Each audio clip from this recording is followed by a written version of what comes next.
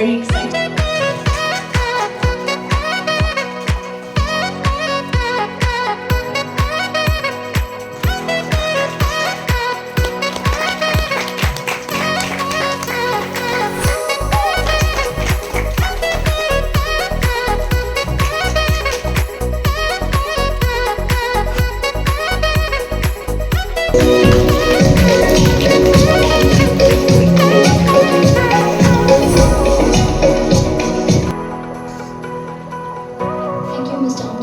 Let's all welcome our chief guest, the all-England Minister of Tourism and Government of Meghalaya, with a big round of applause.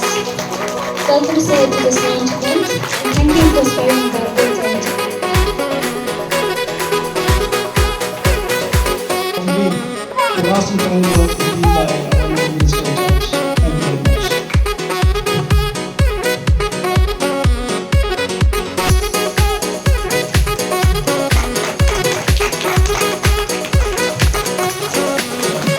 Let's give a big round of applause. Come on, a huge round of applause.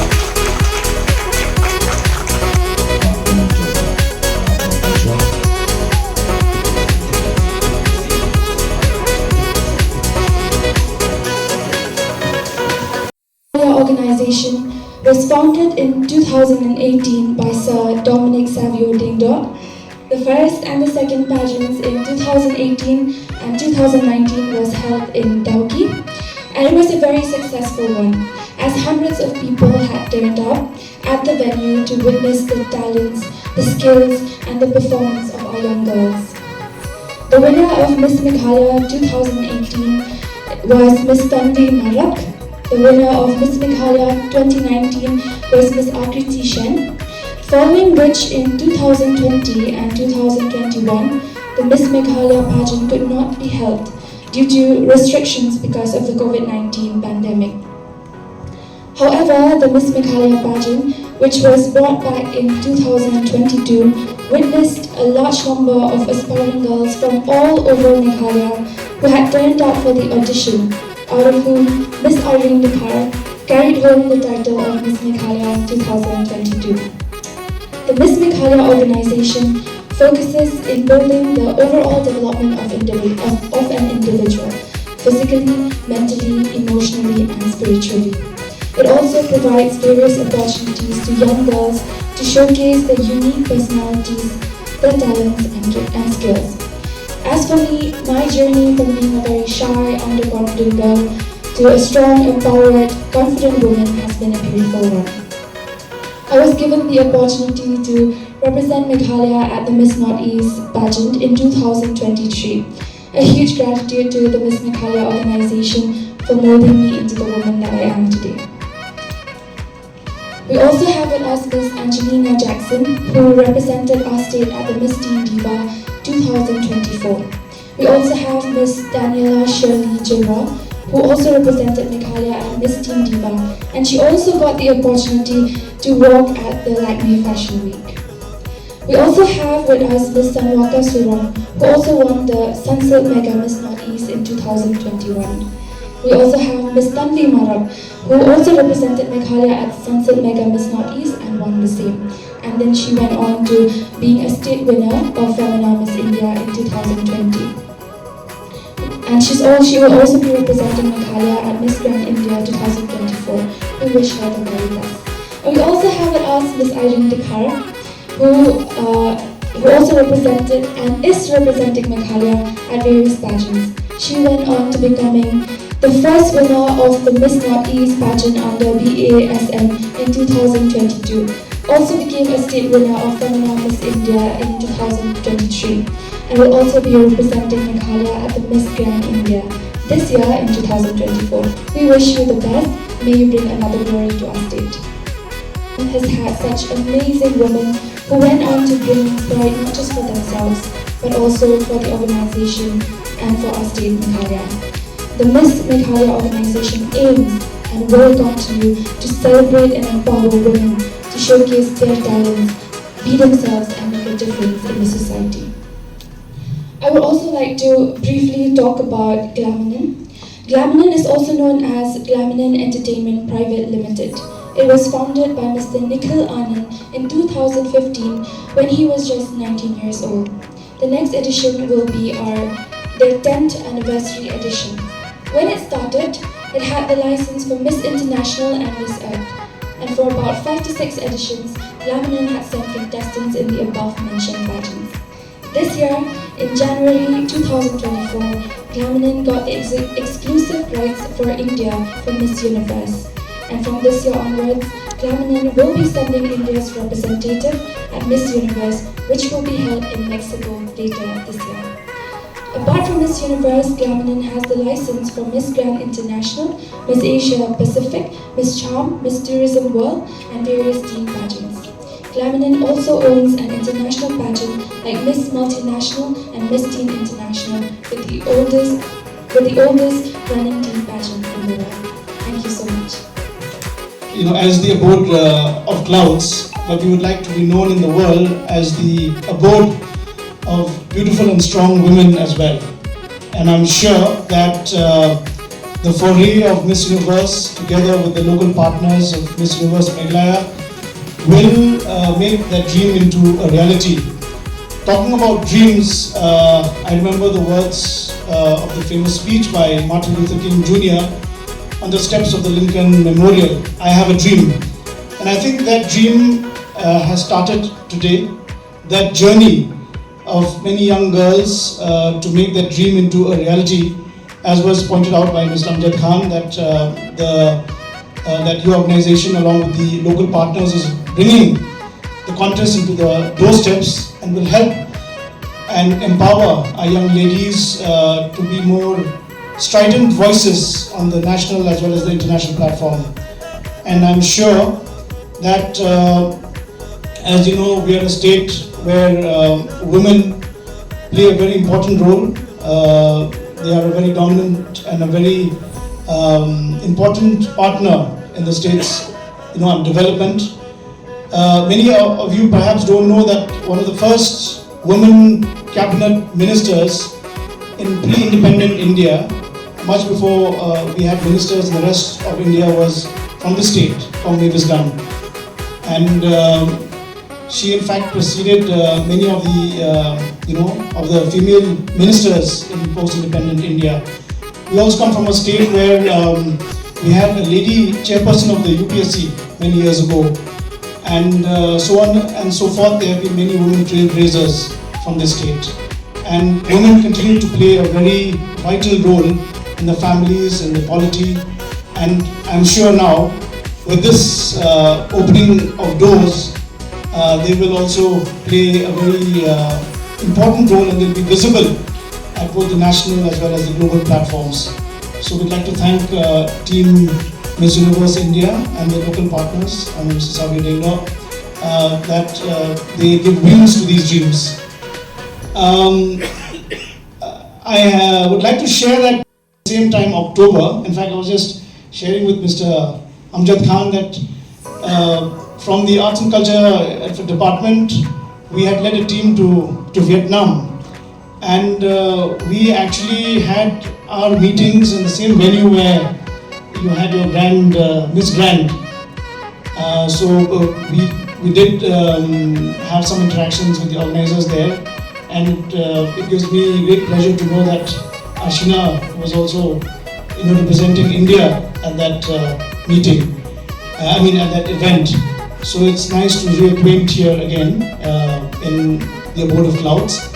Having said that, under our very talented and dynamic minister in charge, the department is looking for ways and means in which to leverage the talents and the skills and the innate, hidden potential of many of our young people in various arts.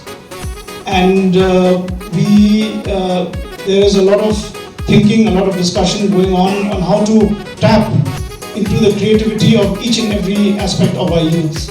And as a department, we're very keen to promote the soft power of the state, be it in the field of music, which already is very well established, be it in the field of fashion and beauty pageant, which is another new exciting chapter that is opening up.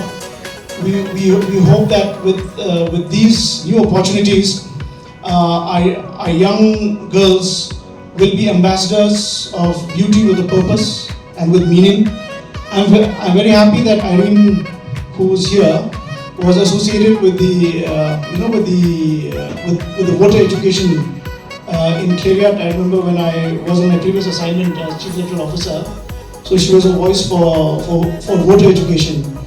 And it gives me great pleasure that a lot of the young people here also would seek to use their platforms to champion various causes and would meaningfully advocate on various issues.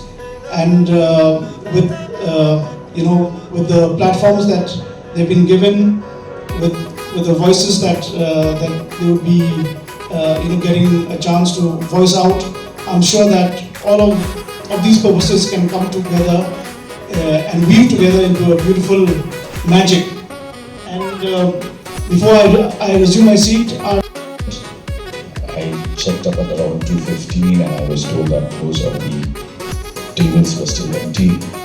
So I walked into the office and here I am to not only offer my personal support, fellowship and also contribution towards your cause, but also I happen to be in charge of the department with which this event is inextricably linked.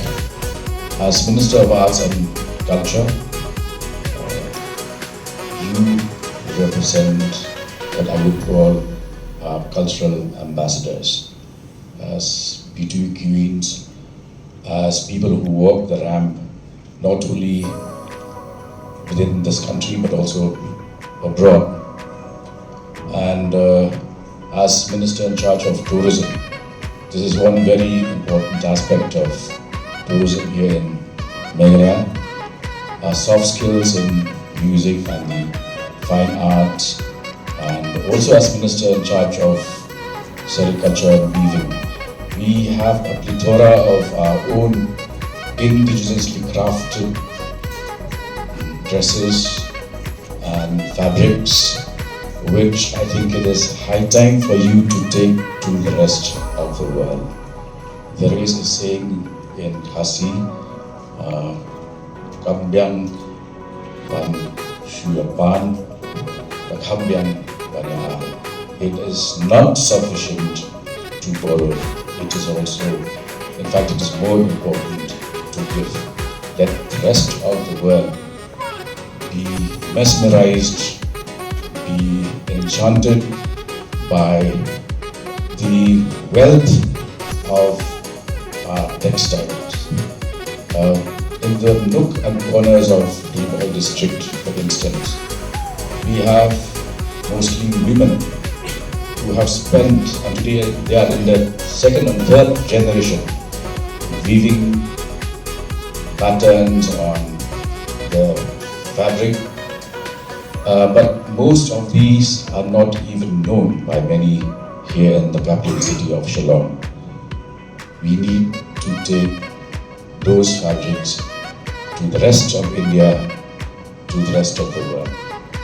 And the aim is for us to go global. Frederick has mentioned a few of our inherent strengths. The fact that we had legislators turned ministers back in the 1950s, the fact that we had somebody like Rose, who became ultimately the chairperson of the UPSC. These are some of our the faces that introduced the women folk of Meghalaya to the rest of the world. He has not mentioned one thing, which I think he left it to me to do so, which is that in Meghalaya, in most constituencies, female voters outnumber males. So we can act and take policy decisions which are to your disadvantage only at the cost of our own disadvantage. In fact, yesterday when I received the invitation, I was shown the draft of this particular card, where below Miss Universe was my picture. I think it was Savio who came. I advised him to take it off, saying that please, Bakwal is not Miss Universe and has no intention of becoming one. Let's make it a women-centric affair. And yes, whatever can be said about Shillong, Meghalaya, the drawbacks, the fault lines, the inadequacies, one thing that should stand out is the fact that women here are respected and are looked upon with a lot of goodwill by society all around. And this is something that is a major USP for Meghalaya. Although in Khasi, there is this debate that who is the more dominant gender, whether it's the male or the female. Some of those who argue that the male has more powers, there are more male MLAs and MDCs, they say it's because the Khasi man is called Ba, and Ba means big. When you call a river Wa, and you call it the Waba, it becomes the sea. So Ba is and denotes size. But then, when you turn to the ladies and you call them Kong, it also means that they represent number one, Ningkong. So that way, there is a fine line that actually ensures a state of equilibrium. A lot of responsibilities shared and a lot of responsibilities divided. Today, I can say with a lot of confidence that Meghalaya has arrived. And where our soft skills are concerned, the sky is the limit. As we speak, our boys from Riasamja, from Jayao, Tapas is performing on 11th at Dubai with the sponsorship and support of the tourism department of Meghalaya. Daniel's aim has taken our fabric to Milan last year. These were not opportunities available to our young people even 10 years ago. So I'd like to urge from each one of you to optimize and make the best use of the opportunities that are today available with the young. All said and done, Meghalaya has only one way, and that is the way ahead. And we would like to see that more of our models, more of our actors, more of our playwriters, more of our whoever are engaged in the various arts and crafts also hone their skills to be original. I would like to see a point of time where we not only call Shillong the Scotland of the East, we would also like to see a point of time where Edinburgh should be called the Scotland and Shillong of the West. And that should be the aim of each one of you. I've seen, I've noticed, I am a music buff myself. I know the capacity of our young people, their potential. They can outdo Whitney Houston or Taylor Swift at any point of time. All they need is originality. Please begin to write your own stuff. Do not be known as Shakira or Shalom, blah blah blah. Not good enough.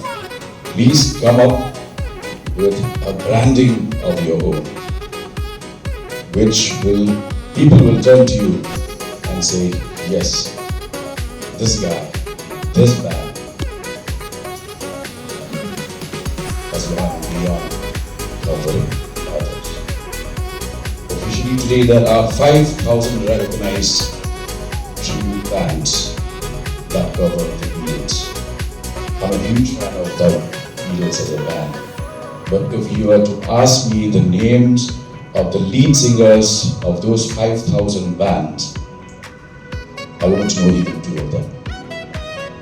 Let's stick to originality. Our fabric is one of the oldest, the most ancient, the most well-crafted. The transformation from the stage where something is rare as an insect till the time it is transformed into and weaved into patterns of a fabric.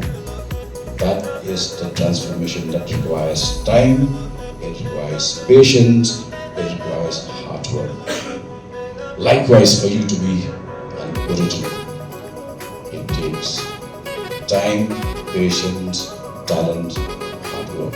Combine these four, the world will be at your feet. Thank you, and may you have the best of days ahead. And as you go, may you also grow higher and higher